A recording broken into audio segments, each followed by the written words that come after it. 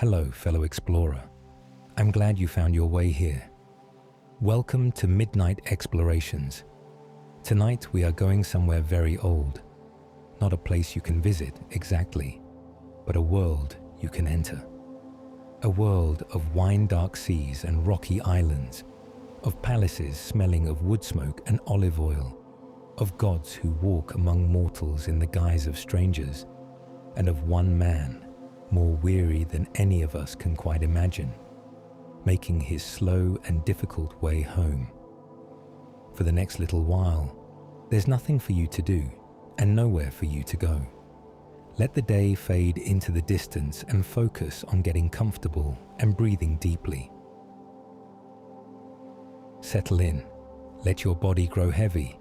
What follows is a long story, and it will take its time.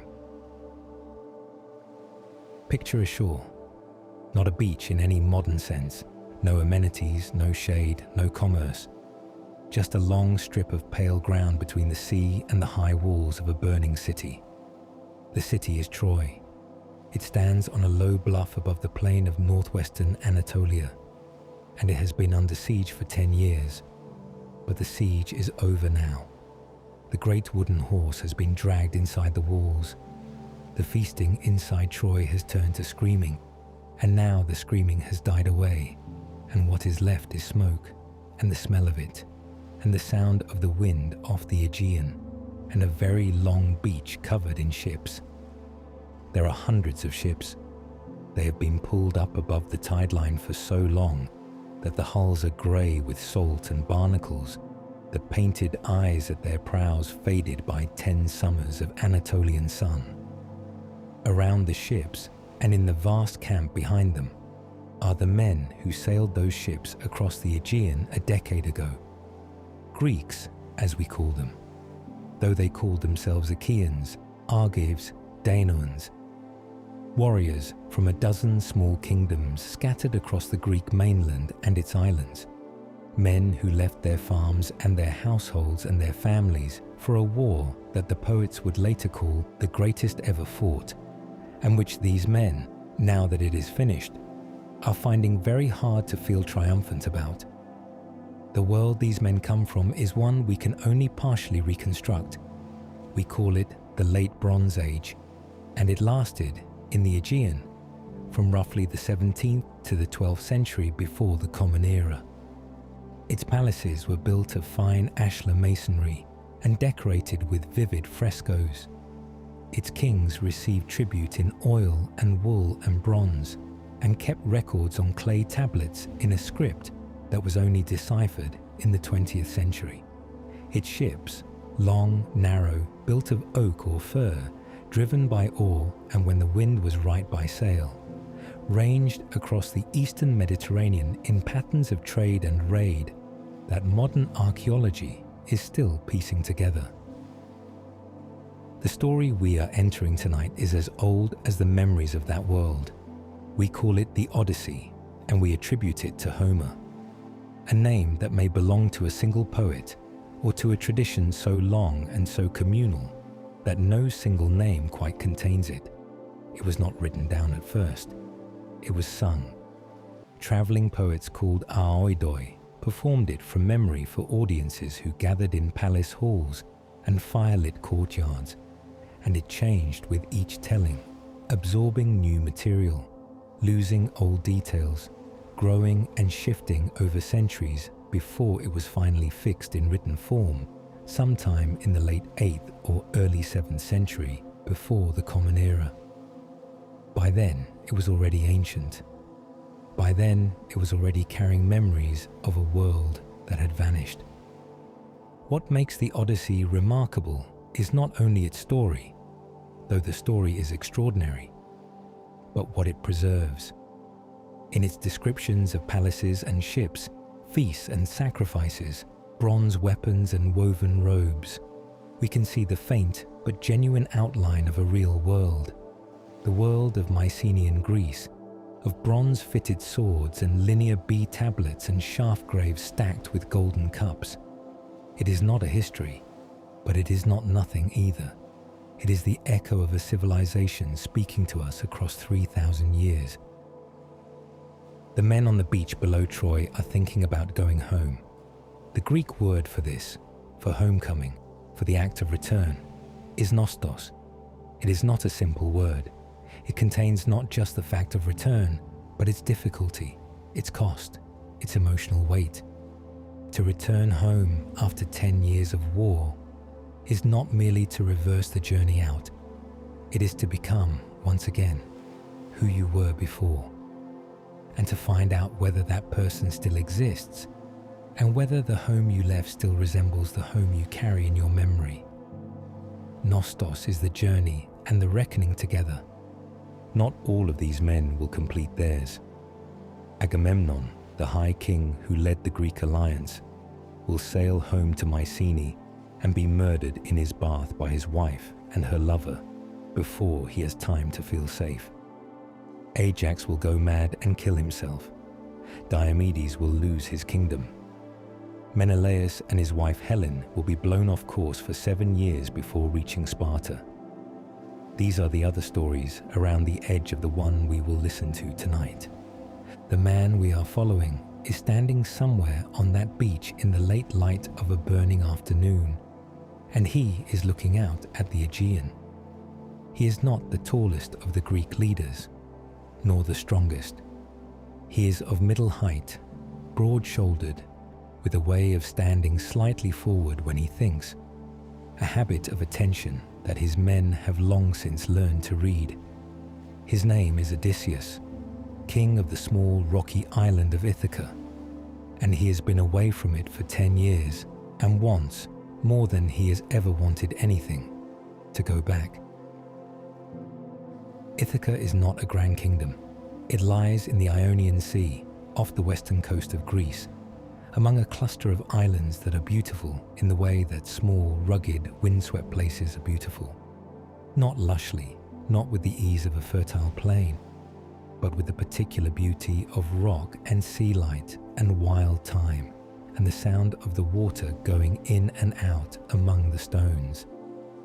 Its palace, by the standards of Mycenae or Pylos, is modest. Its herds of sheep and cattle are the measure of its wealth, but to Odysseus it is the center of the world, the fixed point around which everything else is organized, and he has not stopped thinking about it for 10 years. He has a wife there, Penelope, who has been managing the household in his absence with a competence that he, if he knew, would recognize and admire. He has a son, Telemachus, who was an infant when he left and is now, somewhere, becoming a young man. He has an old father, Laertes, who has withdrawn to a farm in the hills to grieve his absent son.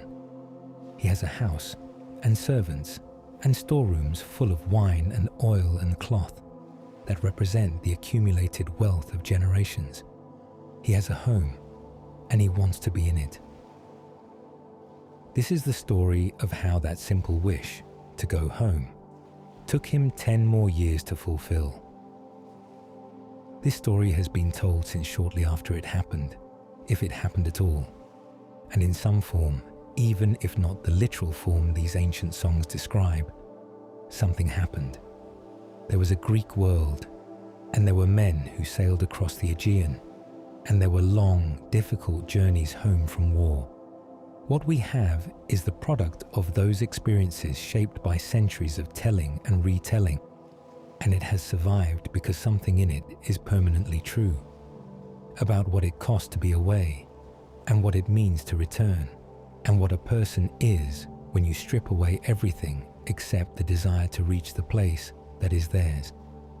While Odysseus has been at Troy, something has been happening at home. The household he left has not stood still. A household, in the Bronze Age world, is not merely a place where a family lives.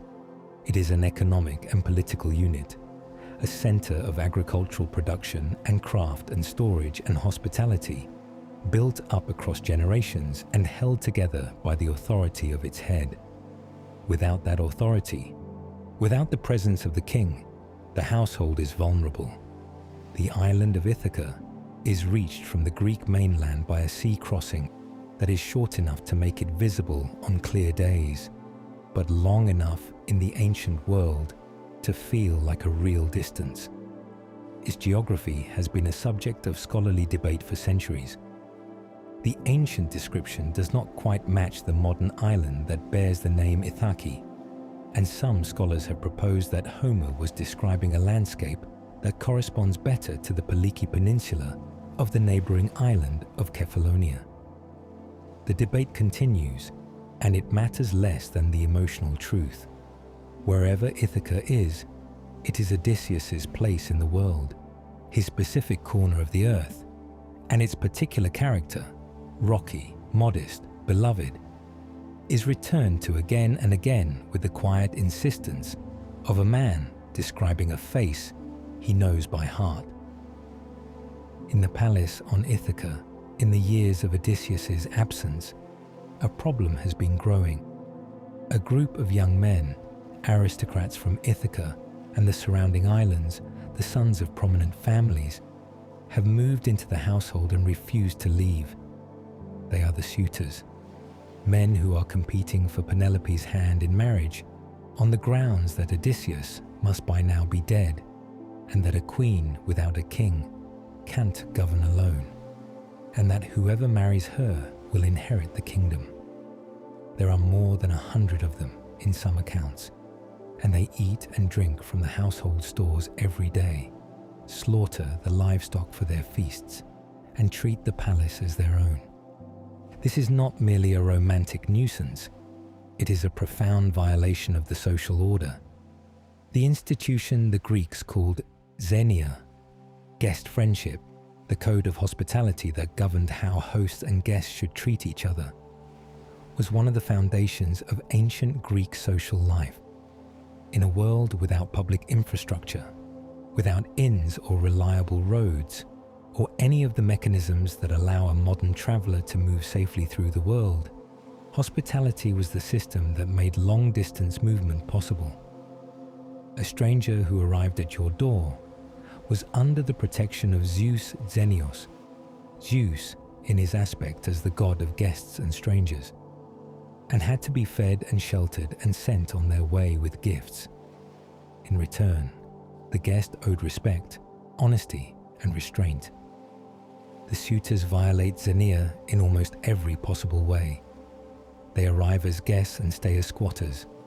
They consume without contributing. They show contempt for the household they are occupying, and for the woman whose hand they claim to seek. For the people who first heard this story, they would have seemed not merely romantic rivals, but agents of social disorder, and their presence in the house a wrong that would eventually require an answer. Penelope has been managing their presence with extraordinary skill. Her most famous strategy involves a loom. She has told the suitors that she will choose among them when she has finished weaving a burial shroud for her father-in-law, the elderly Laertes. Each day she weaves at the great loom set up in the hall. Each night, by lamplight, she unweaves what she has done. For 3 years this works, until one of her own maids betrays the trick. But the revelation of the deception does not end Penelope's resistance. It only forces her to find new strategies. She continues to delay, to prevaricate, to hold the suitors in suspension, while she waits for something to change. The weaving trick is not merely clever. It is the act of a woman who understands exactly what is at stake. Not just her own freedom or her own comfort, but the continuity of the household, the preservation of its resources for the man she believes will return, the integrity of the political unit that Odysseus's son Telemachus will one day inherit. Penelope is not passive. She is engaged in a prolonged, exhausting act of resistance, holding the line with the only weapons available to her, and she has been doing it for years. Her son Telemachus is in his late teens or early 20s, growing up in a palace full of men who treat him with contempt or at best indulgence. He has no memory of his father. He was an infant when Odysseus left. He knows him only through stories, through the accounts of older men who sailed to Troy, through the way people speak of him, with a kind of reverence that Telemachus finds both sustaining and suffocating, because it means he is always living in the shadow of an absence. He has all the disadvantages of being the son of a famous man, and none of the advantages, because the famous man is not there. It is here, into this suspended, pressured household, that the goddess Athena arrives in the guise of a mortal visitor, a family friend named Mentes, and plants in Telemachus the idea that he is capable of taking action. The gods in this world are as real as weather. They are not distant or absent. They intervene directly in human affairs, in disguise or as themselves, with a casualness that reflects how intimately the ancient Greeks believed the divine and human worlds were intertwined. Athena, in particular, is the presiding intelligence on the human side of this story. The goddess of practical wisdom, of calculated action, of the kind of cleverness that solves problems without unnecessary force. She is Odysseus's patron and protector, and she has been watching his situation with frustrated attention during the years of his absence. Her first move is not to free Odysseus directly. It is to set Telemachus in motion. Telemachus takes a ship, his first sea voyage, organized secretly in the night with a small crew, and sails to the Greek mainland to seek news of his father. He goes first to Pylos, on the southwestern coast of the Peloponnese, where the old king Nestor still holds his court. Nestor is the oldest of the Greek leaders who went to Troy, a man so full of the past that conversation with him is like wading through a slow river of memory. He remembers everything. He will tell you about it at length. Pylos is a real place, and the archaeology confirms something significant. Excavated in the 20th century near modern Pylos in the southwestern Peloponnese, the Palace of Nestor is one of the best preserved Mycenaean palace sites we have. Its storerooms, its throne room, its clay tablets inscribed in Linear B, the script of the Bronze Age palace bureaucracy, give us the most vivid available picture of what such a palace would actually have looked, smelled, and functioned like. The vast quantities of olive oil recorded on its tablets, the lists of rowers and craftsmen and goods, the careful accounting of palace resources, all of it suggests a world of organized, administered complexity. When Telemachus arrives at Pylos, he finds the people of the town sacrificing on the beach. 9 companies of 500 men each company gathered around 9 bulls roasting on the shore. This is Bronze Age religious observance on a public scale, communal, outdoor, involving the whole population, the smoke and the smell of it rising into the clean coastal air.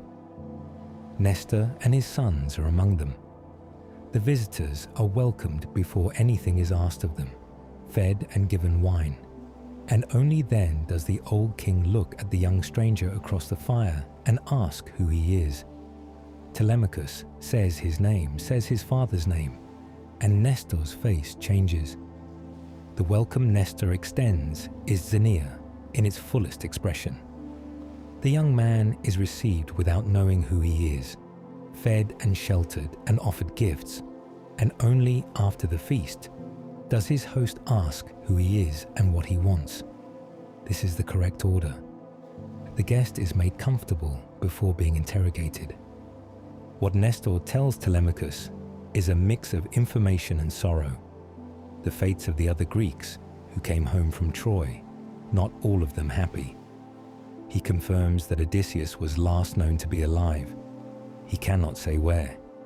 He sends Telemachus onward to Sparta, overland through the Peloponnese, to find Menelaus and Helen, who may know more. The overland journey to Sparta takes Telemachus through the interior of the Peloponnese, a different kind of landscape from the coast, more enclosed. the mountains rising steeply on either side of the valleys. He travels with Nestor's son Pisistratus as a companion, the two young men in a chariot, watching the hills change around them through the day and camping when the light fails. It is a different quality of travel from the sea voyage, slower, more intimate with the landscape, the horse smell and the dust and the sound of wheels on uneven ground. They arrive at Sparta in the evening of the second day. At Sparta, in the palace of Menelaus, an older, sadder man than the heroic world might suggest, one who got his wife back but paid for it in years, Telemachus hears more. The palace is in the middle of a celebration when they arrive. Two weddings happening at once, the sound of music and a professional singer entertaining the guests. They are welcomed with the full ceremony of Xenia before Menelaus asks their names or their business. Helen comes in from her rooms like a goddess, composed and gracious, a woman who has learned to live with what she has done and what was done for her. She recognizes Telemachus from his resemblance to his father, whom she last saw when he was an infant. Menelaus tells the young man what he learned from the sea god Proteus on the shores of Egypt, that Odysseus is alive, held on an island by a nymph named Calypso, unable to leave. Telemachus sails home carrying this knowledge.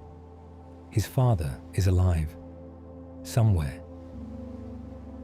And now our attention shifts, out past Sparta, west and south, away from the familiar coasts of the Greek world, out into the part of the sea where the mythological and the real become harder to separate. Imagine the Mediterranean in the late afternoon light of a day in late summer.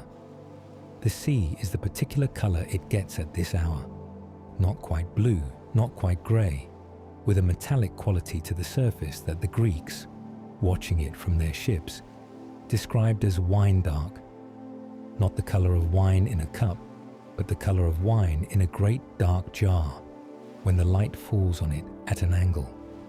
The horizon is perfectly clear, and there is nothing on it, no land, no ships, just the curve of the sea running away in every direction, and the sky above it, vast and cloudless, and beginning to turn at its edges toward the gold of evening. In a Bronze Age vessel, crossing that sea would have looked and sounded and felt very particular. The ships of this world were long and narrow, 50 feet or more from stem to stern, with a single mast and a rectangular sail that was raised when the wind cooperated and lowered when it did not, supplemented always by banks of oarsmen on either side. There would have been 20, 30, 50 men at the oars, depending on the ship's size. Their strokes would have had a rhythm, not a drumbeat, which is a later invention, but a natural rhythm that a crew in long practice develops on its own, a synchronization of effort that comes from doing the same thing together for enough hours that the body takes over from the mind. The sound of a Bronze Age ship at sea, the regular percussion of the oars in the water, the creak of the wooden hull responding to the swell, the wind in the rigging, the slap of small waves against the bow, the smell, salt and tar, and the close smell of men working hard in the heat, the feel, the continuous subtle movement of the hull, the roll that becomes, after enough days, as natural as breathing, something you only notice when it stops.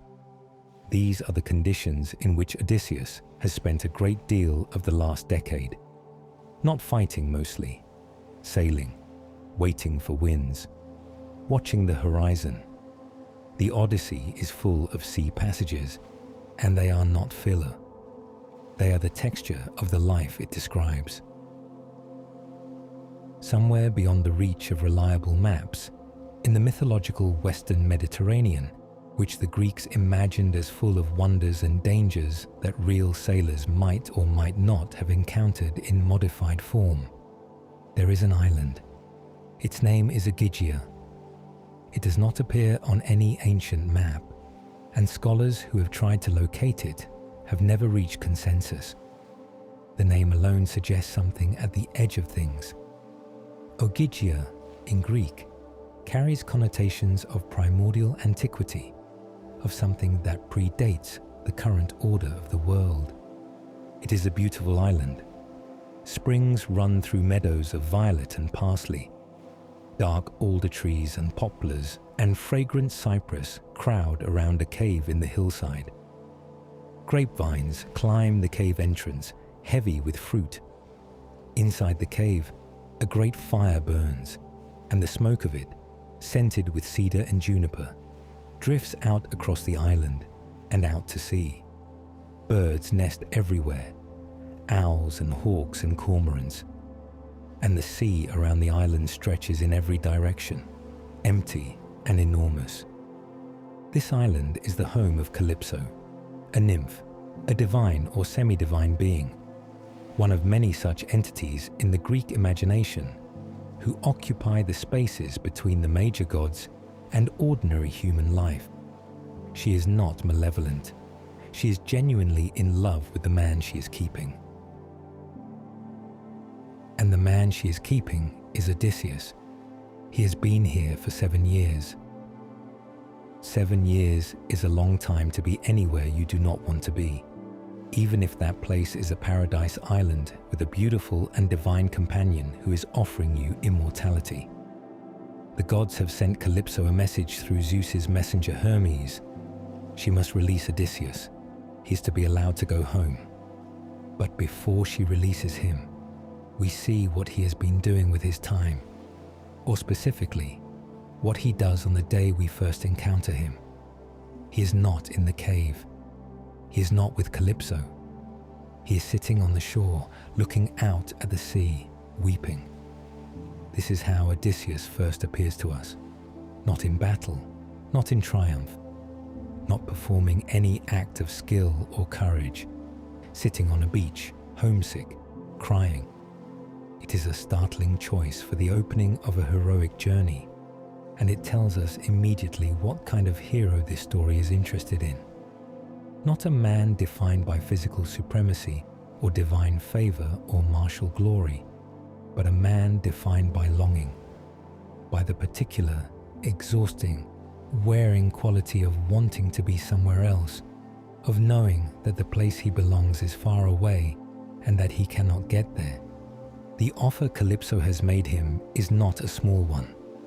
Immortality means exactly what it says. He would never die. He would live forever on this fragrant island with this goddess who loves him, and the world would turn and turn, and he would never have to face the diminishment that every mortal life eventually arrives at. It is, by any rational calculation, an extraordinary offer. He refuses it, not because he does not understand what he is giving up, but because he understands it completely and still wants Penelope and Ithaca more. A life within the values of the world being described only becomes fully itself when lived in relation to your own household, your own kin, your own place in the world. Immortality without nostos may not be a better life. For Odysseus, it seems, it is no life at all. Hermes arrives on the island, a figure of quick, practical intelligence, the divine messenger who moves between the worlds with perfect ease and delivers the command. Calypso is not pleased. She raises the objection that gods are always allowed to keep mortal lovers when they choose to, and that the rule is applied differently when the lover is female, and she is right about this. But the command stands. She goes to Odysseus on the shore. She tells him what the gods have decided. She tells him she will let him go. And then she offers him one more time the choice of staying, with full knowledge of what it means. She reminds him that Penelope is mortal, that she will age and die while he remains forever young, that whatever Penelope is or was, she cannot match a goddess. Odysseus agrees, with diplomatic tact, that yes, Penelope is mortal, and yes, Calypso is divine and therefore incomparably beautiful, but he wants to go home, and he would rather suffer more hardships and arrive there than stay here in comfort and never arrive at all. It is, in its way, a quiet argument for what makes a human life worth living. Not duration, not ease, not even happiness exactly, but the specific texture of your own life, your own place, your own people. Calypso shows him where the trees are. He spends 4 days felling them and building his raft, a substantial vessel, not the desperate improvisation it might sound, but a carefully constructed craft with a mast and a sail and a steering oar and space to carry food and water and the gifts Calypso gives him for the crossing. The work is described in careful detail. The axes, the adze, the drilling of holes for the struts, the lashing of the timbers, the rigging of the sail. Odysseus is not a man who does things carelessly, and even here, even now, he builds it right. On the 5th day, Calypso dresses him in clean clothes, loads the raft with provisions, and sends him off with a warm wind at his back. He sets sail. He navigates by the stars. Calypso named them for him: the Pleiades, the late-setting Boötes, the Bear, which the Greeks also called the Wain, circling low on the northern horizon. She told him to keep this constellation on his left as he sails, which means sailing east and slightly south. He is heading for the land of the Phaeacians, though he does not know its name. The raft crosses the open sea for 17 days without incident. 17 days on a raft on the open Mediterranean, alone, navigating by stars, sleeping in short intervals when the weather allows, watching the horizon constantly for any sign of land. Those days pass in a few lines of the telling, but we can imagine them. The rhythm of the open ocean, the way the sea changes character from hour to hour, calming at dawn and roughening in the afternoon. The particular loneliness of the open water, the stars wheeling overhead with the slow reliability of something that has no opinion about whether you live or die. On the 18th day of the voyage, Poseidon, returning from a feast among the Ethiopians, catches sight of the raft from the distant mountains of the Salimi. He is not pleased. He was not present at the divine assembly where it was decided to allow Odysseus to go free. He calls up a storm. A Mediterranean storm, when it comes, transforms the world. The sky goes the color of iron. The wind backs and then shifts, and then begins to come from multiple directions at once, and the sea responds by losing its orderly swell and breaking into confused, violent, cross-cutting waves. The raft, which was built for a calm sea crossing, is suddenly in conditions it was not designed for. A wave catches it and breaks it. Odysseus is in the water. He is in the water for 2 days. The sea nymph Ino gives him a veil of immortality to wrap around himself, which will keep him buoyant if he abandons the raft. And he does abandon it eventually, when it becomes clear that the timber is working apart under the continued pounding. He swims. The sea takes him where it will, and where it will is eventually toward the island of Scheria, home of the Phaeacians. He reaches the shore in a desperate state, salt-encrusted, exhausted, scraped raw by the reef he had to swim through to get to land, his hands bleeding from clinging to a rock while the wave tried to take him back. He crawls up the beach, into the undergrowth, under a pair of olive trees, wild and cultivated growing together, their branches interlaced enough to provide shelter, and he lies down under a pile of leaves and sleeps. Sleep comes over him like a mercy. He wakes to the sound of women's voices. A princess of the Phaeacians, named Nausicaa, has come to the shore with her handmaidens to do the household laundry. A task so practical, so ordinary, that its presence in this moment of mythological drama is almost funny. The girls are throwing the wet clothes onto the rocks to dry and playing a ball game while they wait, and the ball goes into the water, and their laughter and their cries bring Odysseus, salt-stained and sea-blasted, crawling out of the bushes. The handmaidens run. Nausicaa stays. She is composed and perceptive and, crucially, knows how to receive a stranger in need. She gives him clean clothes and food and oil to wash with, and she directs him to her father's palace with practical instructions for how to approach her mother, the queen, and ask for help. Xenia, offered by a young woman on a beach to a frightening-looking stranger before she even knows his name. The city of the Phaeacians is a vision of a civilized world at its most refined.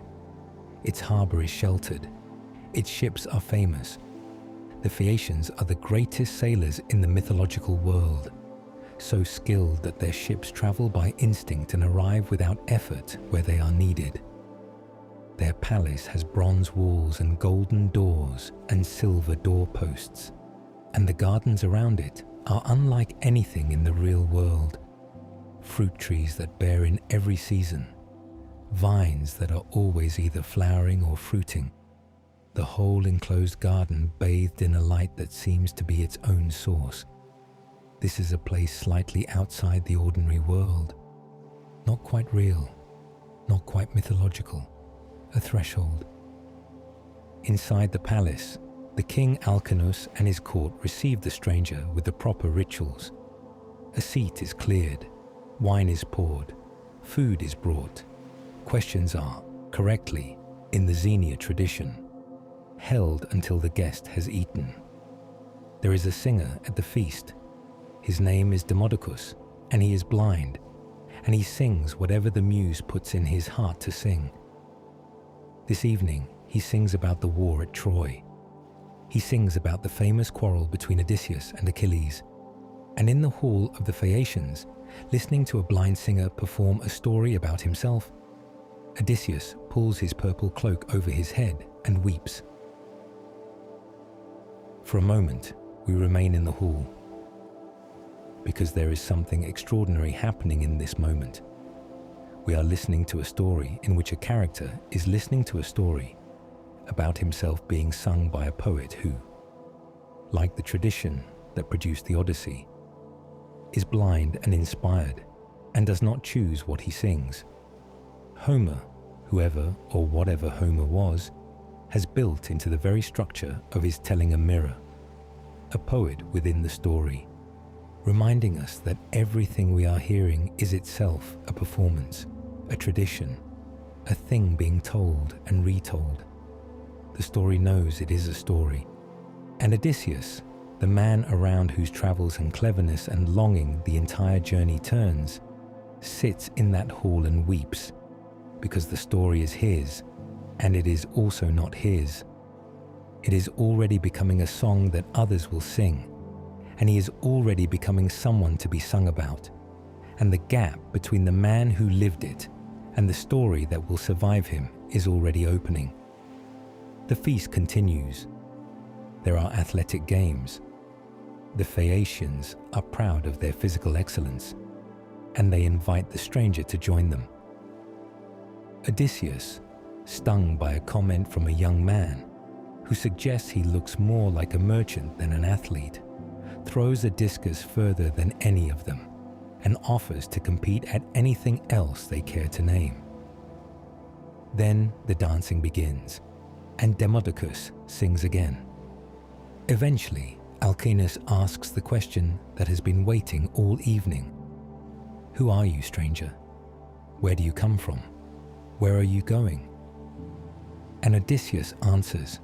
He says, I am Odysseus, son of Laertes, who lives on Ithaca, and I am going home. The court is quiet for a moment. They know the name. And then Odysseus begins to speak. He is going to tell them everything, the raids and the losses, the monsters and the magic, the underworld and the years of wandering. He's going to give them the story in exchange for the passage home. The war ended, The ships gathered, the fleet dispersed.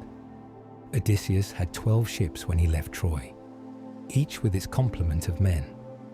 Loyal, experienced sailors who had been through 10 years of war together and were, all of them, deeply ready to go home. The first landfall was neither glorious nor mythological. It was a raid. The ships put in at Ismarus, a settlement on the coast of Thrace, in the territory of a people called the Cicones. Odysseus's men attacked the town, took whatever could be taken, and then Odysseus, who had a general's instinct for timing, told them to leave immediately. The men did not listen. They were hungry and tired, and they had wine from the raid, and they stayed on the beach through the night, feasting. This is Bronze Age raiding. It is not heroic in any romantic sense. It is the practical, amoral economy of a warrior culture. You take what you can when you can, and the person you are taking from is simply unlucky to have been in your path. Nobody among Odysseus's men frames this as villainous or even particularly notable. It is what men in ships did, but the consequences of doing it badly, of staying too long, of not maintaining the discipline that survival requires, are immediate and severe. In the morning, the Cicones returned with their allies from the interior, and the battle went against Odysseus's men. Each ship lost 6 men on that beach before the fleet managed to put to sea. 72 men, dead on a Thracian shore, because they stopped to feast when they should have sailed. Odysseus calls them by name in his account. He remembers them. After that, a storm. Zeus sent wind and cloud, and the sea rose, and the fleet was driven south for 2 days. Off course, uncertain of their position, the coastline they knew replaced by open water and the smell of a sea whose specific quality they could not yet read. When the storm cleared, they found a coast. They rowed ashore and spent 2 days resting. The sea south of Thrace runs eventually into the Aegean, and the Aegean opens eventually into the Mediterranean. And somewhere in the mythology of that opening, the ships came to a shore where a people called the Lotus Eaters lived. The Lotus Eaters are not hostile. They are gentle, welcoming even. They offer the strangers a flower to eat, a honey-sweet blossom the locals call the lotus, and the strangers who eat it find that they no longer want to go anywhere. They do not remember why they came. They do not remember where home is. They want only to stay here, eating lotus, in this mild and pleasant place, and be nothing more than content. Odysseus has to drag them back to the ships. They weep as they go, the way children weep when taken from something they want, and he ties them under the rowing benches and orders the rest of the crew to start rowing before anyone else tastes the flower. This episode is short, but it stays in the mind. Its danger is different from any other in the voyage. There are no weapons, no monsters, no divine malice. The threat is simply forgetting. The lotus makes you happy in the way that makes home irrelevant. And for the people who first told this story, that was among the most serious dangers possible. Nostos, the return, the homecoming, the need to get back to your own place and your own people, is not just a wish. It is the thing that makes a human life meaningful.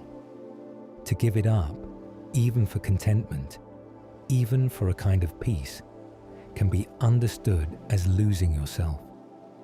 Odysseus knows this. He is not tempted by the lotus, not because he is immune to comfort, but because he knows exactly what home is worth. He picks up his weeping men and puts them back in the ships. The fleet rowed on. The sea settled. In the evenings, the men dragged the ships up the beach and lit fires and cooked whatever they had.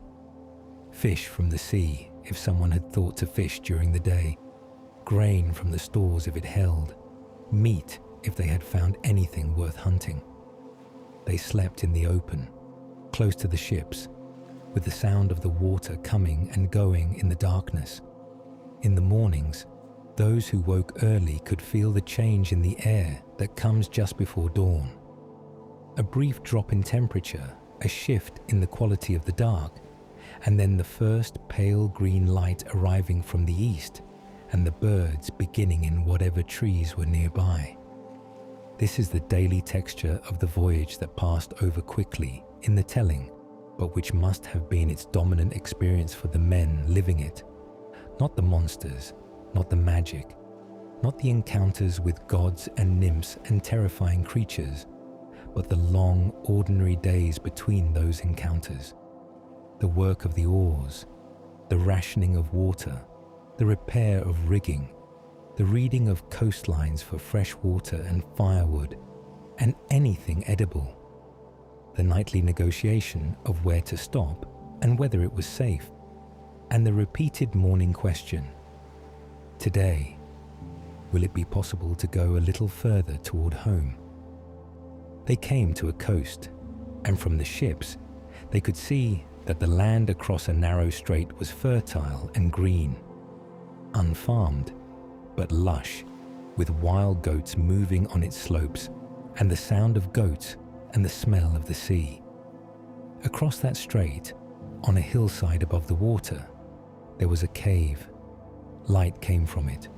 There was smoke, and a sound that the sailors might have identified, if they were paying attention, as the sound of something very large moving inside the cave. Odysseus left most of his fleet anchored on the near side and took one ship across the strait. 12 men came with him into the cave. It was empty when they arrived. Its inhabitant was out pasturing his flock. But the evidence of what occupied it was everywhere. Great wheels of cheese on racks, pens of lambs and kids sorted by age, pails and bowls for milking, each one of enormous size, a pile of firewood that would have been a season's supply for an ordinary household. Everything perfectly organized, if you were the right size to use it, and the right size was clearly not human. This is a cave that belongs to a cyclops, and his name is Polyphemus. He is the son of Poseidon, and he is as tall as a cliff face. And when he rolls the great stone across the entrance to his cave, a stone that 20 ox carts together could not move, the men inside are sealed in with him, and there is nothing obvious that can be done about it. Polyphemus does not offer Xenia. He does not ask his guest names or give them food or inquire about their journey. He milks his ewes and goats, lights his fire, and notices the men in the firelight with no more concern than a man noticing mice in his grain store. He asks who they are. Odysseus answers carefully, appealing to the laws of hospitality, invoking the protection of Zeus, who oversees the rights of guests. Polyphemus says he does not care about Zeus and picks up 2 of the men and eats them. Polyphemus is the complete opposite of a proper host, a figure who has all the resources of hospitality available and chooses instead to consume his guests, literally. In the world of Xenia, this is the worst possible behavior, and its consequences could not be more severe, not just for the men in the cave, but for Odysseus, whose attempt to escape will set Poseidon against him for the rest of his life.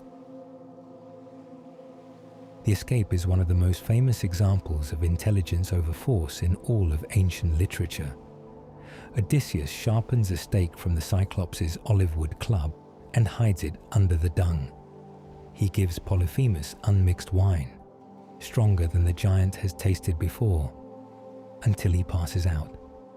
Then he drives the stake into the fire until it glows, and drives it into the Cyclops' single eye. Polyphemus wakes in agony, screaming, and cries out to the other Cyclopes that nobody is hurting him. Because when the monster asked for his name, Odysseus said it was nobody. The The other Cyclopes, hearing him shout that nobody is to blame, conclude that whatever is happening must be the will of the gods and go back to sleep. In the morning, Polyphemus rolls back the stone to let his flock out and sits in the opening to catch any men who try to escape among the animals. Odysseus's men have tied themselves to the undersides of the rams, 3 rams abreast, a man hanging beneath the middle one, and pass under the Cyclops' hands as he feels each animal's back for hidden men. They reach the ships. They row. And here, in sight of the open sea, with the ships pulling away from the shore and safety becoming possible, Odysseus does something he knows is dangerous. He shouts his name, his real name. Not nobody, Odysseus, son of Laertes, of Ithaca. He shouts it across the water because he cannot bear to have outwitted someone this completely and not be known for it. It is a disastrous moment of pride. The intelligence that saved him is overtaken by the need to be known and recognized. Polyphemus hurls rocks at the voice, narrowly missing the ships, and then he calls to his father Poseidon and asks him to curse the man who blinded him. Let Odysseus not reach home, or if he must, let him reach it late, alone, on a foreign ship, and find nothing but trouble waiting. Poseidon hears, and that prayer shapes everything that follows. The fleet sailed on, and after various days and various weathers, they came to the island of Aeolus, keeper of the winds. Aeolus lives on a floating island with his wife and his 12 children, and he is a hospitable man. He receives Odysseus and his crew for a full month, listening to the stories of Troy, and when they are ready to leave, he gives Odysseus a magnificent gift, the winds themselves, or rather, the bag that contains them. All the winds except the west wind, which will carry the fleet straight home to Ithaca, are captured and bound inside a gleaming ox-hide bag, so tightly that not a breath can escape. For 9 days they sail. The coast of the Peloponnese passes to the south of them. The Ionian Islands come into view on the horizon. They are so close to home that the men on watch can see fires on Ithaca. Odysseus, who has been at the helm for every hour of the voyage, trusting no one else, allows himself to sleep. The crew opens the bag. They have convinced themselves that it contains treasure, gold and silver from Aeolus, and that Odysseus is keeping it from them. In the moment before everything goes wrong, they are ordinary men in an extraordinary situation, doing what tired, suspicious, underinformed people do. They make a decision based on incomplete information and worse assumptions. The winds burst out. The fleet is picked up and driven back the way it came, all the way back to the island of Aeolus. They arrive on the 9th day, exhausted, ashamed. Odysseus goes to Aeolus and asks for help again. Aeolus refuses. A man whom the gods are clearly working against, he says, is not a man he can safely assist. He tells them to leave. This is one of the smaller tragedies of the journey, and it is quietly devastating. Home within sight, within reach, and then gone. The coast of Ithaca disappearing astern as the winds drag the fleet backward. The fires on the island receding until they are nothing. They rowed south and found a land of giants. The Laestrygonians are the Odyssey's moment of pure catastrophe. There is very little that softens what happens there. They are huge. The inlet where the fleet takes shelter is surrounded by cliffs, and the giants come down the cliffs and begin throwing rocks onto the ships. 11 of Odysseus's 12 ships are sunk. The men who try to swim to shore are speared and eaten. It is fast and total. In less than an hour, most of Odysseus's force has been destroyed. He escapes in his one ship because he had the instinct to anchor outside the inlet, rather than rowing in with the others. He cuts the anchor cable and rows. The survivors, one ship, a fraction of what they had, move in silence across the water, looking at each other and at the empty sea where the rest of the fleet was. They came eventually to an island. Its name is Aegean, and it is the home of Circe, a goddess or a witch, depending on which word you prefer, though in the ancient Greek world, the distinction was not particularly sharp.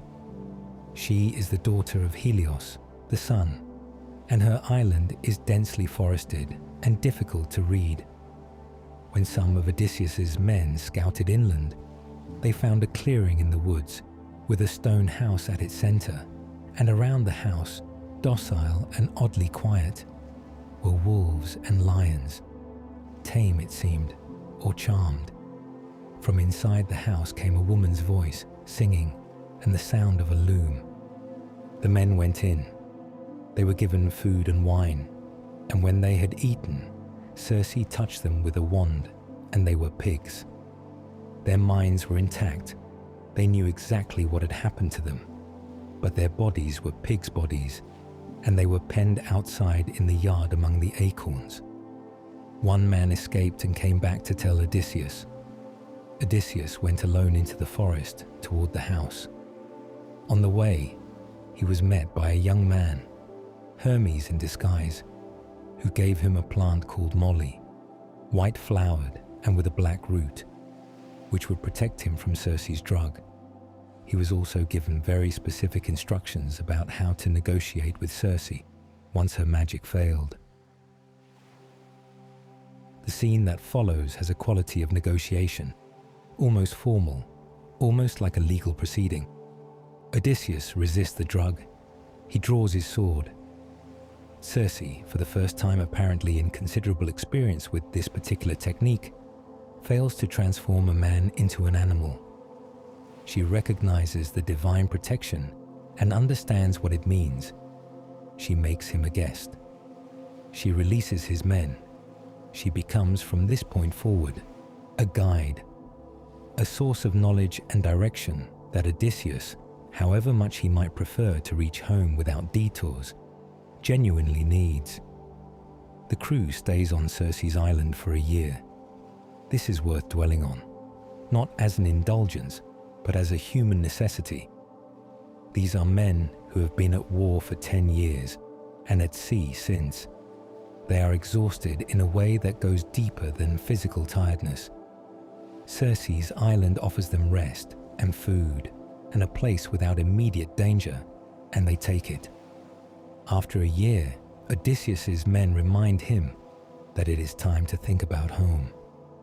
Circe agrees to release them, but she tells him first where he must go, to the edge of the world, to the shores of ocean, to consult the prophet Tiresias among the dead.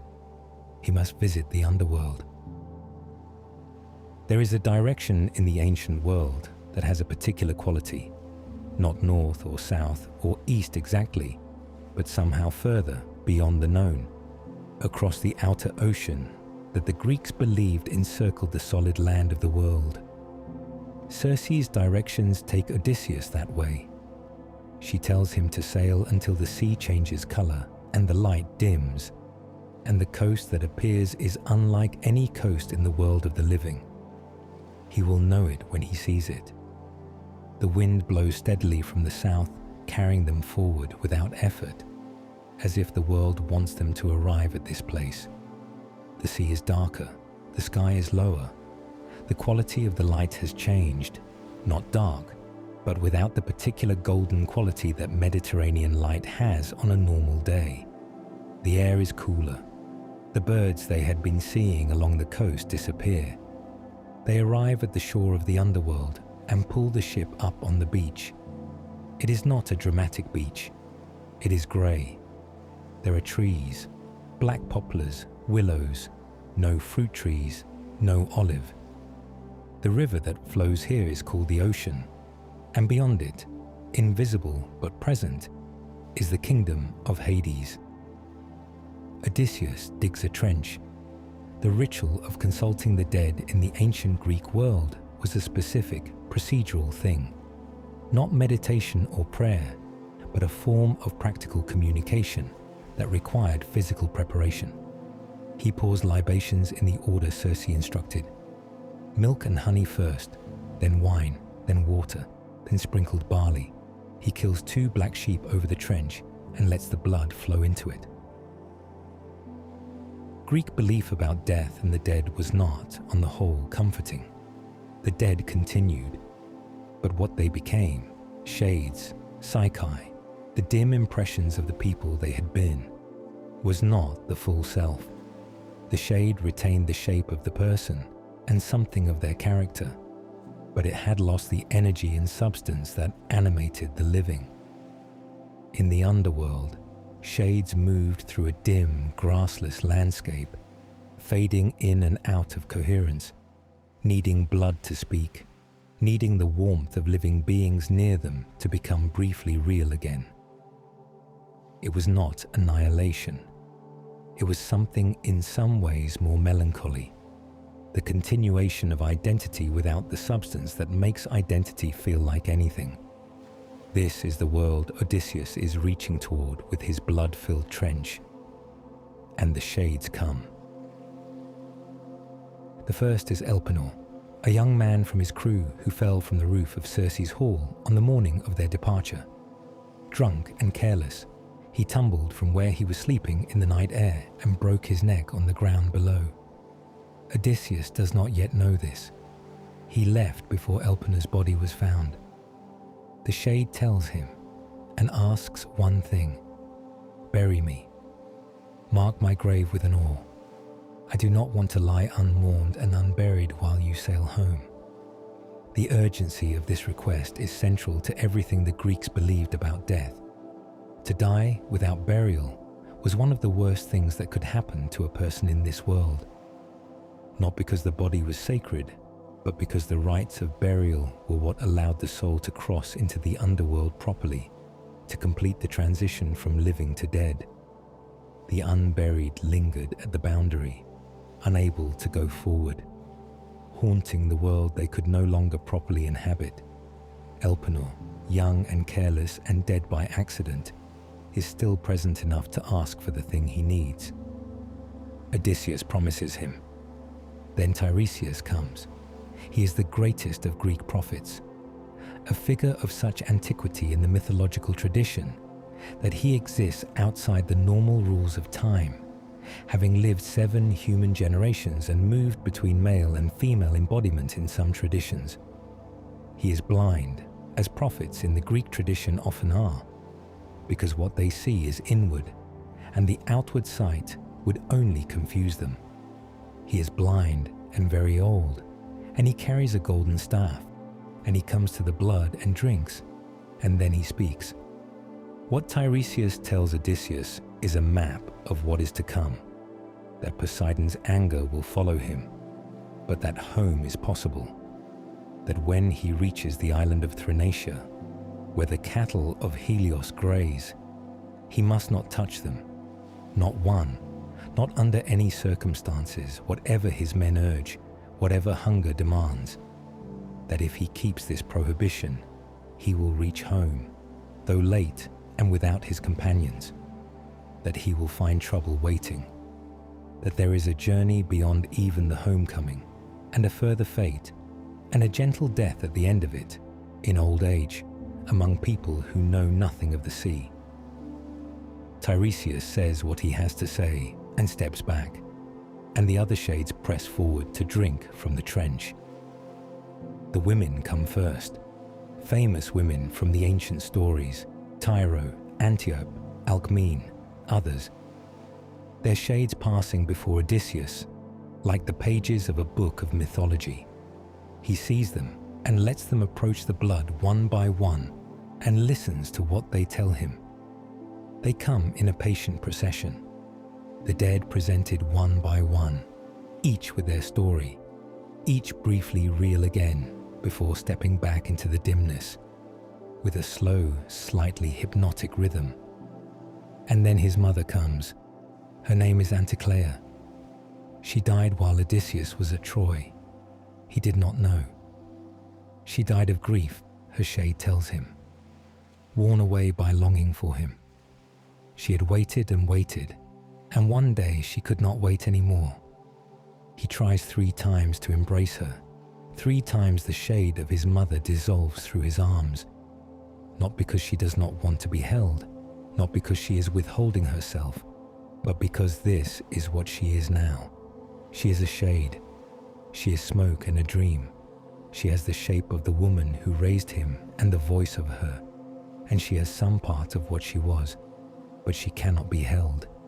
The arms that would have held him when he was small, the hands that must have touched his face and smoothed his hair, they are gone from the world. What is here is the echo of them.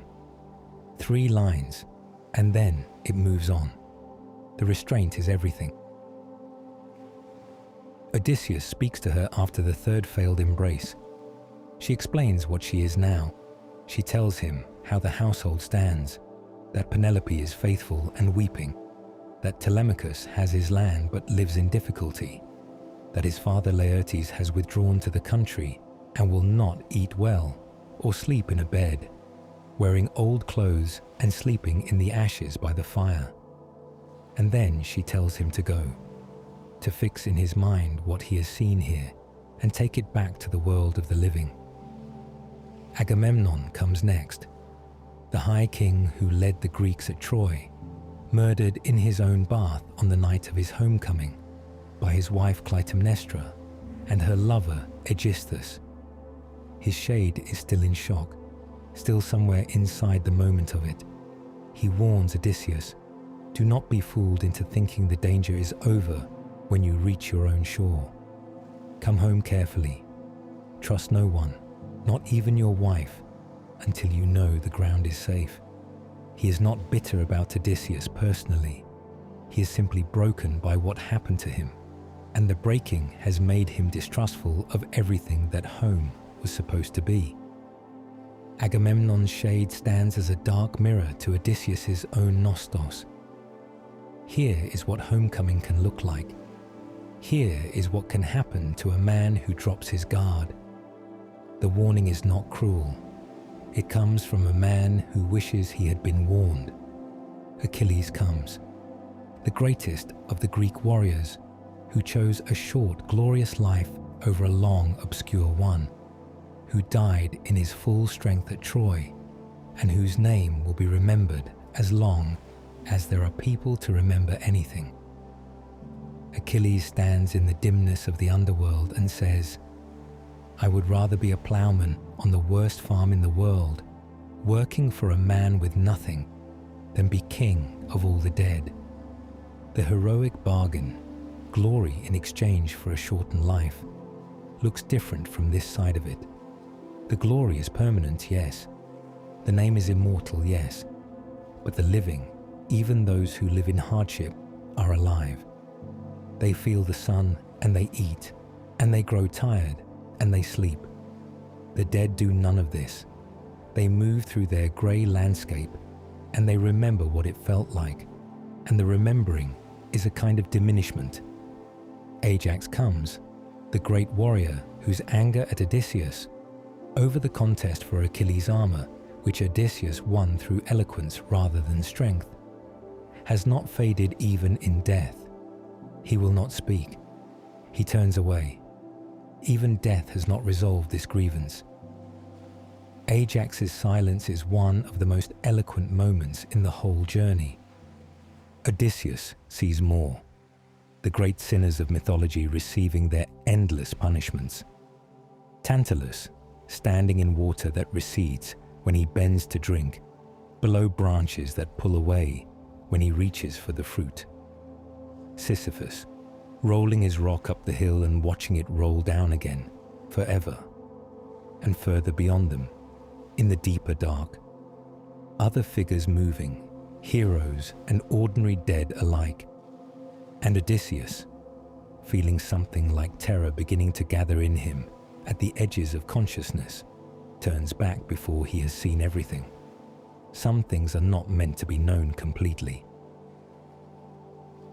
He He returns to the ship. They sail. The sky reappeared above them as the ship moved back across the outer ocean and into the Mediterranean that they knew. The familiar light returned, warmer, more golden, the particular quality of Aegean light with the sun in the southern part of the sky. Birds began to appear again. The water changed colour. The men at the oars pulled with a rhythm that had the relief of the living in it. We are back. We are among things that exist in the ordinary world. They stopped again at Circe's island. Odysseus went to her at dawn, before the rest of the crew was fully awake. She told him what to expect. The sirens first, then the choice between Scylla and Charybdis, then the island of Thrinacia with its cattle. She repeated Tiresias's prohibition. Do not touch the cattle of Helios. She did not promise it would be easy, but before anything else, there was a debt to be honored. When they had returned from the shore of the underworld and beached the ship, they found what the haste of their departure had left behind. The body of Elpenor, lying where he had fallen from the roof in the night before they sailed for the land of the dead. He had been there while they were gone. He was there still. They buried him. Odysseus had made a promise in the underworld to the shade of a young man who had asked only not to be left unmourned, and that promise now fell due.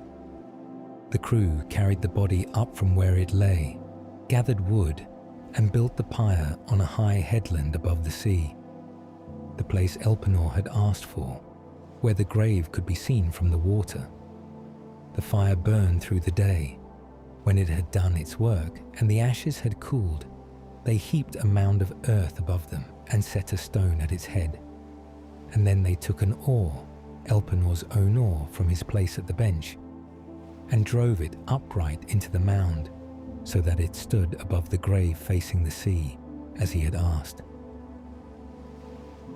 It is a quiet, necessary moment. The men who buried him were the same men who had not noticed him fall, who had sailed away in the morning without knowing he was dead. They gave him now what they had failed to give him then: attention, care, the formal acknowledgement that he had been one of them. The oar above the mound would tell any passing sailor that here lay a man who died at sea, in the service of the voyage home. She prepared them for sailing. She was their guide now, and the guide relationship, in the ancient world as now, involved a transfer of knowledge that could not be received all at once. Circe had been giving Odysseus knowledge since the night he resisted her drug. Knowledge of the world beyond the world, of what a man needed to navigate through it and come back. He left her island carrying that knowledge, and the ship moved out into the morning sea. The sirens lived on an island surrounded by bones. The bones are there, white in the sun, the remains of sailors who stopped their ships to listen. The sirens are not described in the ancient tradition as birds or fish women or any of the hybrid forms later tradition gave them. They are simply there, on their island, singing. The song promises knowledge. Everything that has happened and everything that will happen, all of the world's events laid out in perfect clarity. It is not a love song and not a lullaby. It reads as a promise of omniscience, and it carries particular danger for men who have been at sea for months and years and desperately miss knowing what is happening in the world. Circe told Odysseus to stuff his crew's ears with wax, beeswax kneaded soft, pressed in until no sound could enter, and to have himself tied to the mast if he wanted to hear the sirens and live. He does this. He hears the song, and it is everything Circe said it would be. He pulls at his ropes until his wrists bleed. He signals to the men to untie him, and they tie him tighter, as he instructed, and they row on. The island falls behind. The song diminishes. He weeps. And then it is gone. and the sea is ordinary again, and they are through. Scylla and Charybdis lie on either side of a narrow strait, a real geography that some scholars connect with the Strait of Messina between Sicily and the Italian mainland, where two different dangerous currents meet. Charybdis is a whirlpool. 3 times a day, it sucks down the water and throws it back up again, and anything in the strait at the wrong moment will go down with it. On the other side, in a high, dark sea cliff, Scylla lives, a creature with 12 feet and 6 heads, each head on a long neck, each head with 3 rows of teeth. She reaches out and takes sailors as they pass. Odysseus cannot avoid both. The strait is too narrow. He has been told this, and he has had time to think about it, and there is no solution that preserves everyone. He steers close to Scylla and away from Charybdis, and Scylla reaches down and takes 6 men, 1 for each head, and eats them as the ship passes, and he watches it happen and can do nothing. He hears them call his name. In his account at the Phaeacian court years later, he says that of everything he endured, this is the thing that was hardest to watch. The island after the strait is Thrinacia. It is sunny and fertile and peaceful seeming, and grazing on its green slopes are the cattle of Helios, 7 herds of 50 cattle each, and 7 flocks of 50 sheep. Immortal animals that have been here since before the current order of the world. Odysseus wants to sail past without stopping. His men, exhausted and shaken from the strait, need to rest. Eurylochus, who is often the voice of the crew's practical concerns, argues that they should put ashore for the night and continue in the morning. They put ashore. The winds kept them there for a month. A month on an island with dwindling supplies, waiting for weather. Not dramatic, not mythological, just the ordinary experience of ancient sailors trapped by circumstances they cannot control. They ate what they had. They fished when the sea allowed. They watched the herds of Helios grazing on the hillside and did not touch them. And then the stores ran out, and the sea was still rough, and the cattle were right there. Odysseus went inland to pray, and while he was gone, Eurylochus argued his case to the men. It was this, or starve. They could make it right with Helios afterward, build him a temple, offer proper sacrifice. Better to sin and survive than to die righteously at sea. The men killed some of the cattle and ate. When Odysseus came back and smelled the meat cooking, he knew what had happened. He groaned aloud and prayed, and the gods did not hear or did not answer. They stayed another 6 days, eating, while the island's miraculous cattle seemed to show the wrongness of what had happened. The cooked meat moved on the spits, and the raw hides crawled along the ground. These details seemed to mark a transgression so serious that the natural world itself registers it. On the 7th day, the weather cleared, and they sailed. Zeus sent a thunderbolt. It hit the ship in the middle of the voyage, and the ship broke apart. Everyone in it went into the sea, and the sea took them. Every man of the crew that had survived Troy and Polyphemus, and Laestrygonia and everything else, gone in a moment. The ship that had carried them, the timbers and the mast and the keel, came apart in the water around Odysseus. He lashed the keel and the mast together with the backstay and held on. The sea was doing what the sea does, which is whatever it wants, and what it did was carry him back toward the strait and toward Charybdis. He arrived there just as the whirlpool sucked down, and he grabbed a fig tree growing from the cliff above and clung to it while the water swallowed everything below him. He hung there until the whirlpool threw the timbers back up, and then he dropped into the sea and paddled to the wreckage and climbed on, and he drifted south. He He came after 10 days to Calypso's island. Now we understand. Now we understand the weeping man on the shore, the 7 years in paradise, the refusal of immortality. He came to Aegean with nothing. No crew, no ship, no company, no plan. He came with the sea and his own body and the divine enmity of Poseidon and the divine protection of Athena. And he stayed because there was nowhere else to go. And after 7 years, the gods decided he had stayed long enough. The Phaeacians listened to all of this in silence, or in the particular silence that falls in a room when everyone is paying complete attention. When Odysseus finished, there was a long moment before anyone spoke. Then Alcinous said, "You will go home. We will take you." They prepared a ship. The finest ship in the Phaeacian fleet was made ready, with crew selected for the voyage and gifts loaded in the hold. Bronze and gold and cloth from the Phaeacian treasury, more than Odysseus could have won from Troy if things had gone well.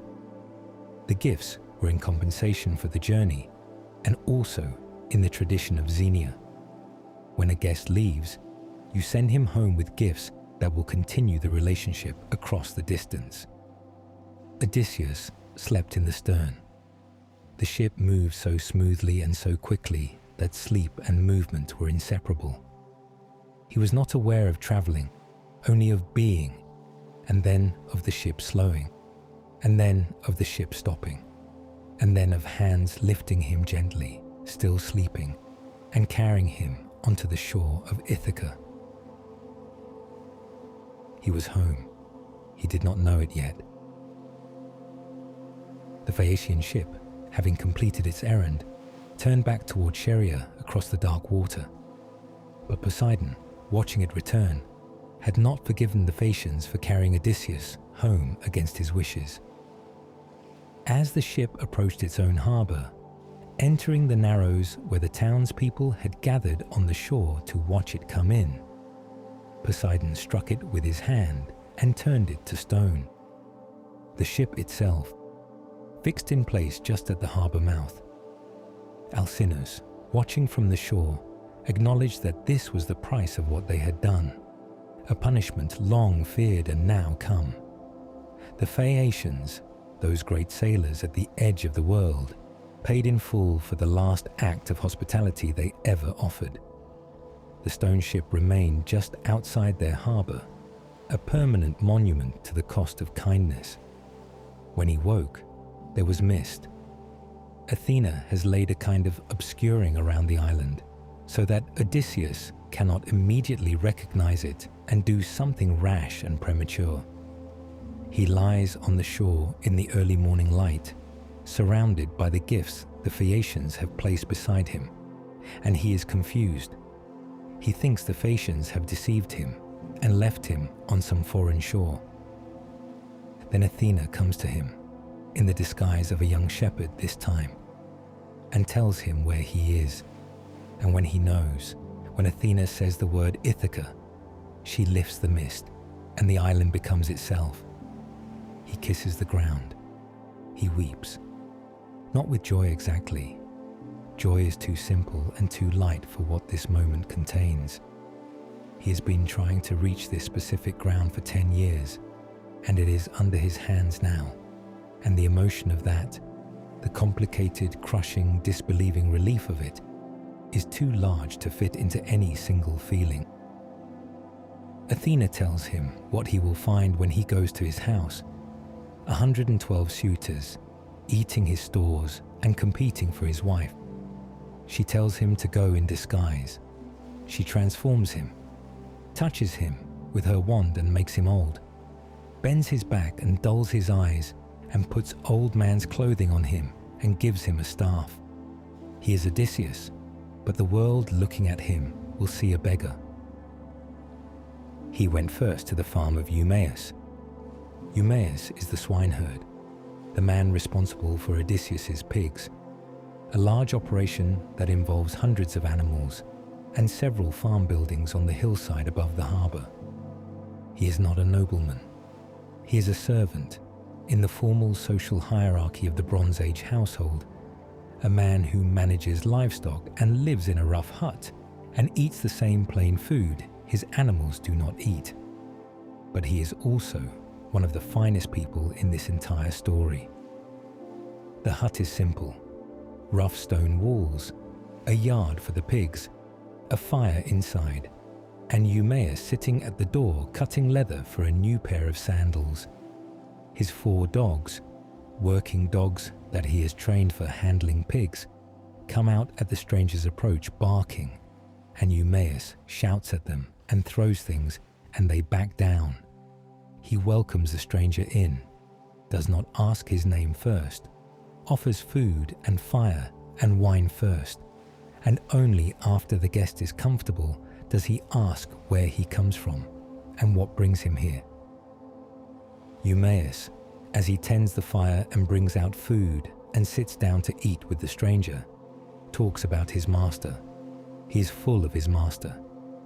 He has been waiting for Odysseus for years, and the waiting has not produced bitterness, only loyalty. He says he does not believe Odysseus is dead. The other servants have stopped expecting him. Eumaeus cannot.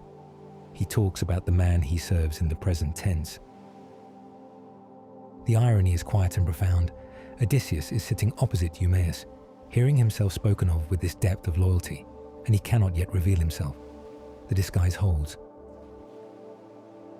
Outside the hut, the hillside slopes down toward the harbour and the town and the palace. It is an ordinary afternoon in Ithaca. Goats on the hillside, smoke from the village below, the sound of the sea from the direction of the harbour. The island is unchanged from what Odysseus has been carrying in his memory. It is exactly as he left it, and it is 20 years later, and both of these things are true simultaneously. Telemachus came back from Sparta by ship, avoiding the suitors' ambush. They had sent a ship to intercept him on his return, but he came by a different route and slipped home and went directly to the farm of Eumaeus, as Athena had directed him. The reunion of father and son has its own quality of moved restraint. Athena comes to Odysseus while Telemachus is inside the hut and tells him to reveal himself. The time has come. She touches him again with her wand, and he is himself, taller, broader, darker, younger. When Telemachus looks at him again, he does not recognize his father. In this world of divine transformation, the physical change is real and complete, and he thinks he must be looking at a god. Odysseus says, "No, I am your father." There is a long moment before Telemachus believes him, and then he weeps, and Odysseus weeps, and the sound of their grief fills the small hut, and Eumaeus, discreet, has found reason to be somewhere else. They plan. They have all of the suitors to face, the 2 of them and Eumaeus, and 1 or 2 other loyal men, and they will do it in the palace among the suitors' own weapons. Odysseus will go to the palace as a beggar. Telemachus will arrive separately. They will not reveal themselves to anyone else until the moment comes. The palace. Odysseus crossed the courtyard he himself had built, the pavement, the columns, the storage buildings arranged around the central open space. As a stranger, as a beggar, limping on his staff. The suitors were in the hall. Their noise came through the doors, the sound of men feasting in a house that is not theirs, the particular quality of occupation that fills a space with the wrong energy. An old dog was lying in the yard. His name was Argos, and he had been Odysseus's hunting dog, bred and trained by Odysseus himself, and then left behind when Odysseus sailed to Troy. He's very old now, lying on a pile of dung that has accumulated outside the stable door, thin and flea-bitten and ignored by everyone. He lifts his head when the disguised Odysseus approaches. He recognizes him. He wags his tail once, with great effort, and then lays his head down and dies. He saw Odysseus at last, and death took him. Odysseus pretends not to have noticed. He walks past. He goes inside. In the hall, the suitors ate and argued and threw things at the beggar and insulted him, and generally behaved exactly as we might expect. One of them, named Antinous, is particularly unpleasant. He throws a footstool at Odysseus when he asks for scraps. Odysseus endures it. He watches. He counts. That night, after the suitors had gone, Penelope came to speak to the stranger. She sits across from him in the firelight, veiled, and asks him who he is. Odysseus, still in disguise, tells her a long story about his invented past that happens to involve knowing Odysseus. He describes Odysseus to her from memory in exact detail, and she weeps at what she hears. He tells her Odysseus is alive and on his way home. She weeps. She does not believe him quite, but she listens. She calls for the old nurse Euryclea to wash the stranger's feet. The hospitality of the household extended even to a beggar. Euryclea brings warm water and takes the old man's foot in her hands, and she feels the scar. The scar is on Odysseus's thigh, above the knee, the mark of a boar's tusk, received on a hunt in his youth on Mount Parnassus, when he was a young man, visiting his grandfather Autolycus. Here, the narrative pauses entirely and goes back in time to tell the story of that hunt, the mountain, the boar in the undergrowth, the charge, the tusk catching Odysseus's leg, the men pressing around him, his grandfather's house afterward, the careful tending of the wound. It is a long digression in the middle of a tense present tense scene, and its length is not careless. This is what the oral tradition does, allowing the past to breathe inside the present, reminding us that every scar is a story, and every story contains a younger version of the person now before us. When the digression is complete, we are back in the palace, and the old woman's hands are on the scar, and she knows. Odysseus grips her throat gently and says, "Do not speak, not yet." She keeps the secret. The bow contest was Penelope's idea. She came down to the hall the next morning with the key to the storeroom where Odysseus's great bow was kept oiled, kept in its case, unused since he sailed. And she announced to the suitors that she would marry whichever one of them could string the bow and shoot an arrow through the holes in 12 axe heads set in a line. It was Odysseus's contest, his bow, his test. Only he was ever likely to pass it. The bow itself deserves attention. It was a gift received by Odysseus years before the war from a man named Ithaca, a prince he encountered on his travels in his youth. A bow of this quality, shaped with horn and carefully prepared materials, was not an ordinary weapon, but a precision instrument, the work of craftsmen who understood tension, balance, and patience. Its tightly twisted string, drawn taut between the bow's curved ends, carried a tension that was almost alive, taut and ready, storing energy that would be released the instant the string was loosed. This bow had been stored in its case for 20 years, in the dry darkness of a storeroom, oiled and maintained by the household's care. It had not been strung in all that time. Stringing it now would require both great strength and the particular technique that only a man who knew the bow, who had worked with it, who understood its character, could apply correctly. The suitors tried all morning. They warmed the bow by the fire to make it more flexible.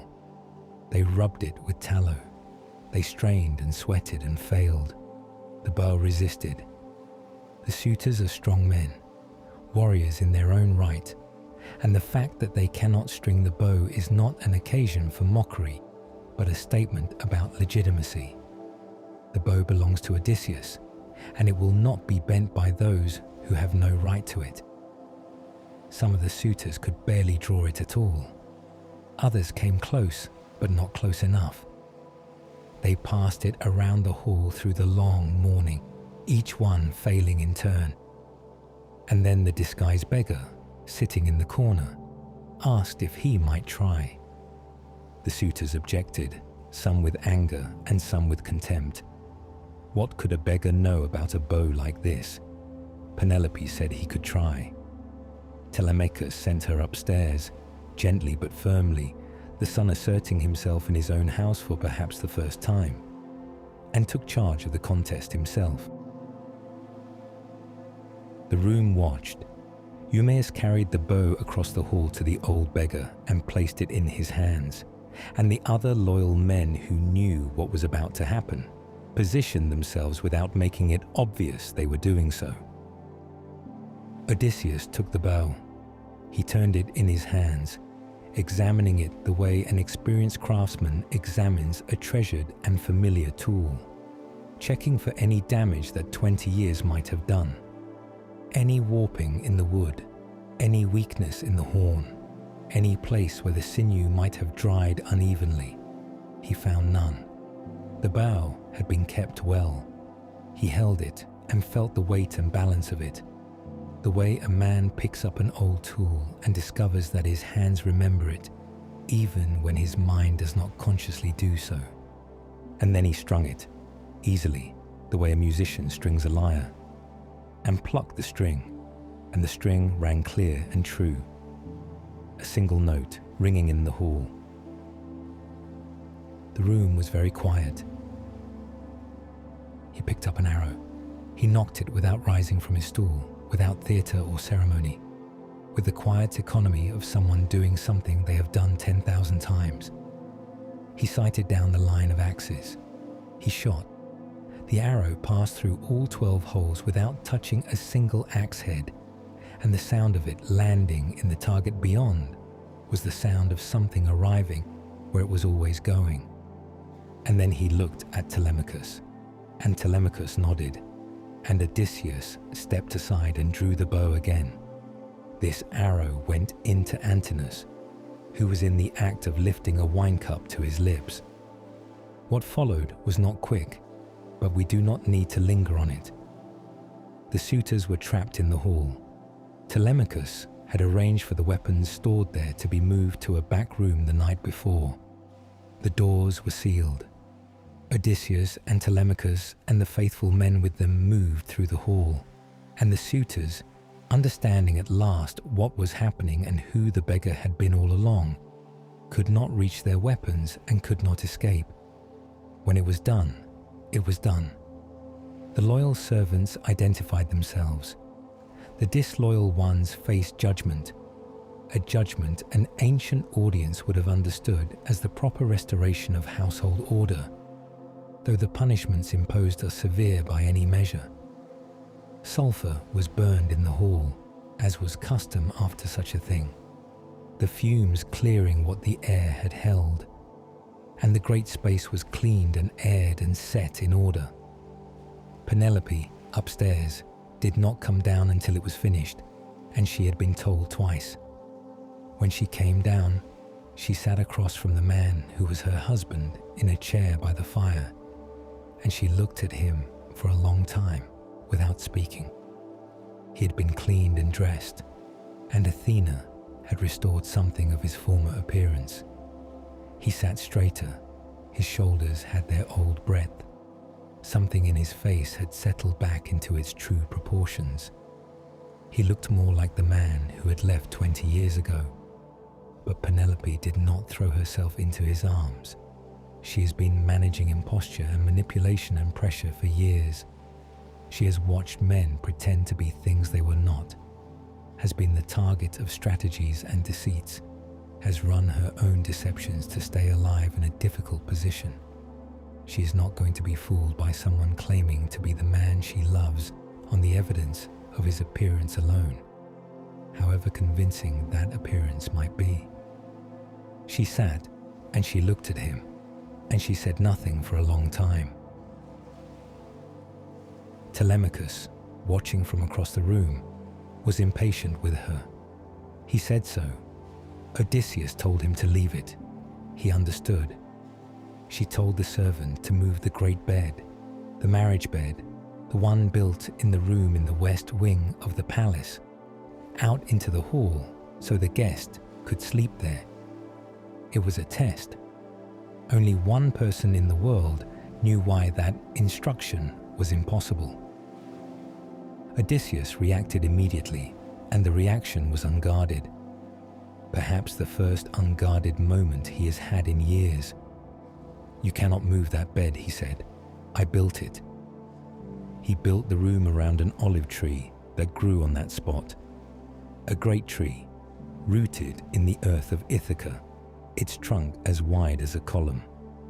He shaped the trunk into the bedpost, built the frame around it from the living wood, fitted the bedhead and the footboard and the struts, drilled the holes and strung the rawhide thongs across the base and laid the bed upon them. The tree is still rooted in the ground. The bed has not moved, cannot move, is as fixed in its place as the island itself.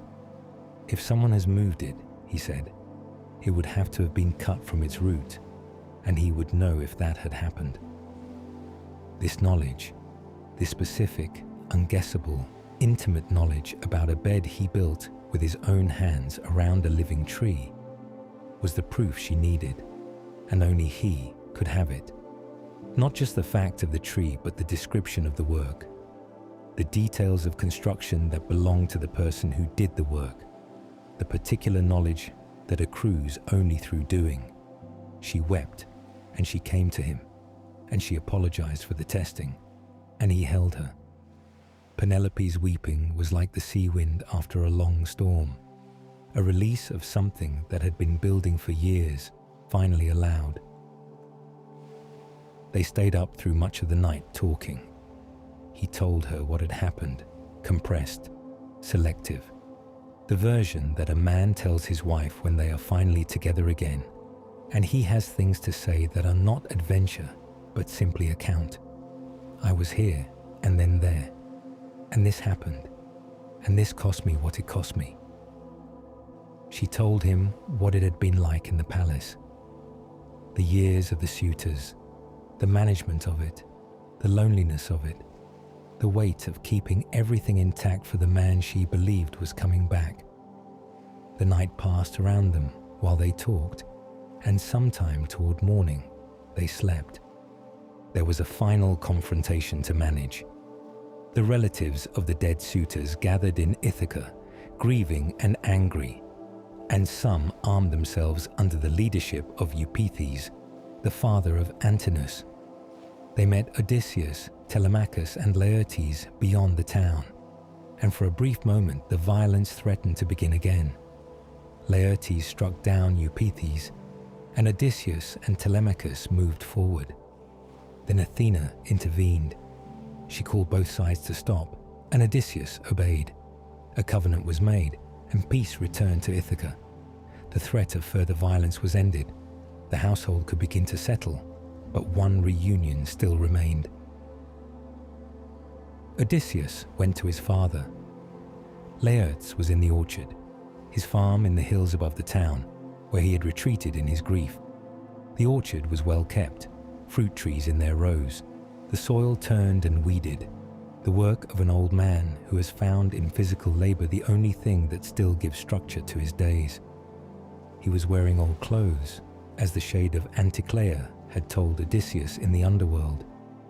He was stooped over the soil, tending a vine, an old man who had outlived what he thought was his purpose. Odysseus approached him slowly, watching his father work before his father knew he was there.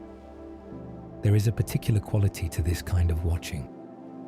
Seeing someone you love when they do not know they are being seen, when they are simply themselves in the ordinary texture of their days, unperformed and unaware.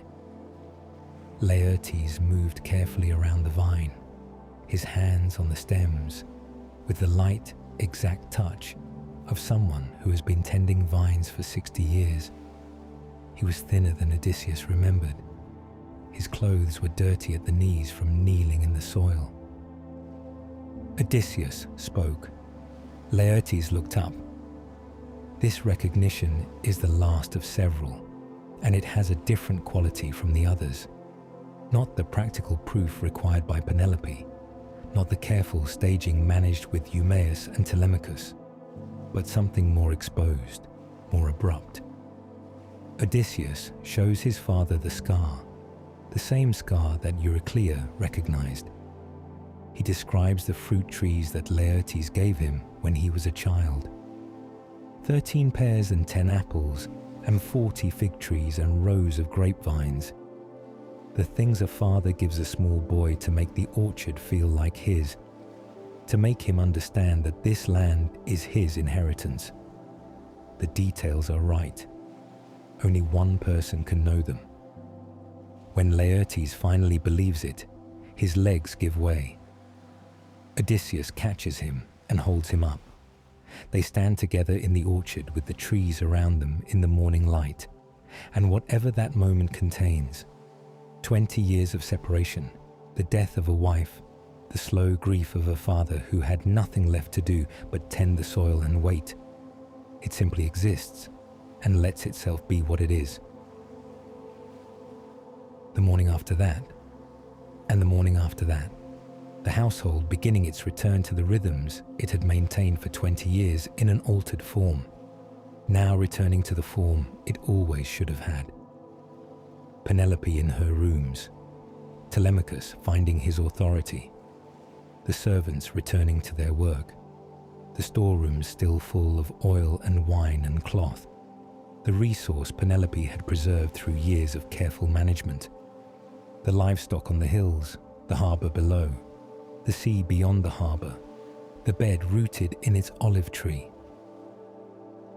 The olive tree, still alive, still growing, its roots going down into the ground of Ithaca.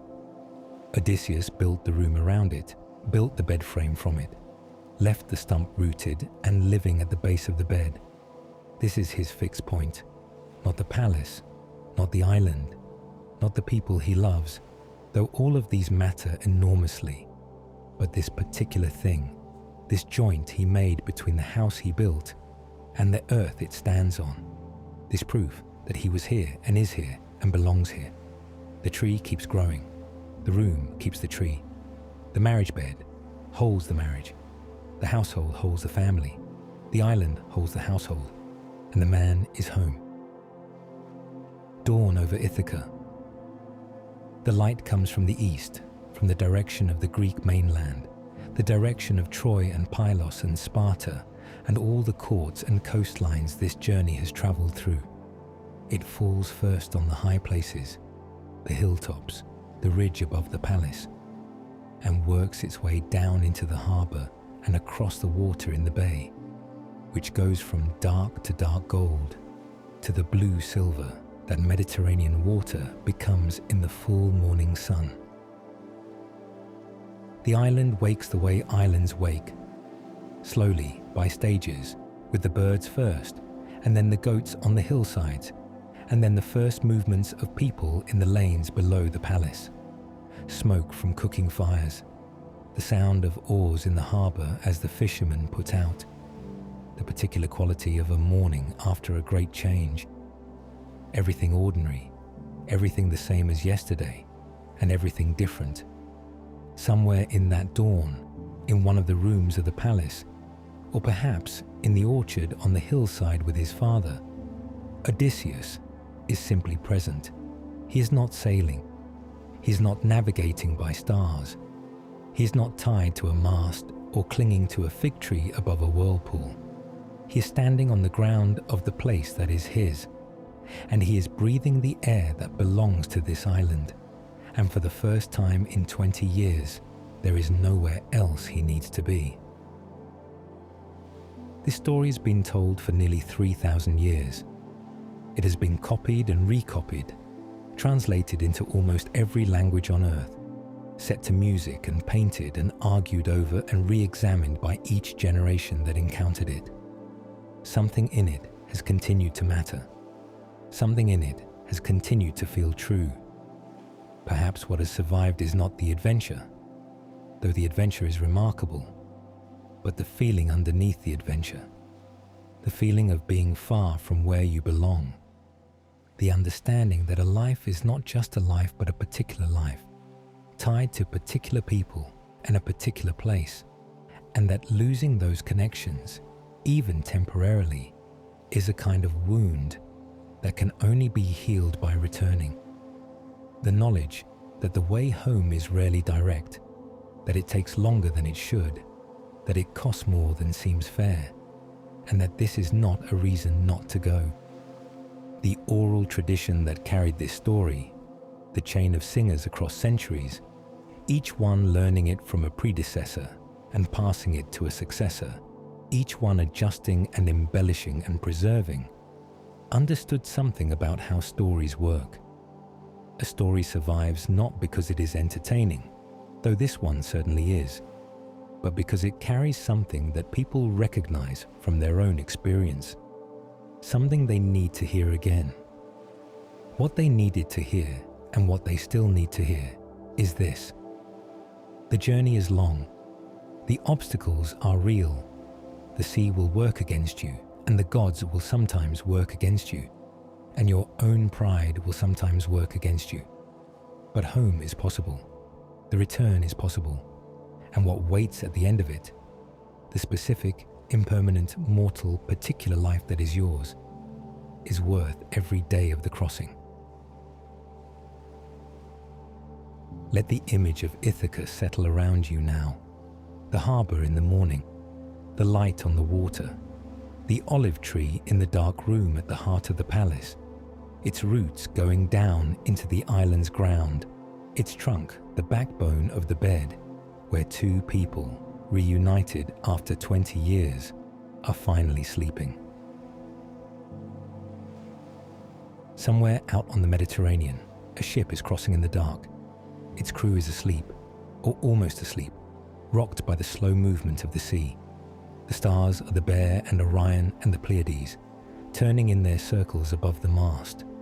The water is dark, and the sky is dark, and the horizon is a line so fine that it can barely be distinguished, the sea becoming sky, becoming sea again in the darkness. If you are still awake, if these stories have brought you peace, please consider liking, subscribing, or sharing your midnight reflections with us. Your support helps our community grow and allows us to reach other fellow explorers wishing to find their rest. The oars are shipped, the sail is furled. There is nothing to do but let the current carry the vessel gently where it goes, and to rest, and to let the night do its patient work of turning quietly toward morning. Sleep now. The island is still. The olive tree keeps its place. And the sea, which has been so many things in this long story, holds its quiet. You may rest here as long as you need.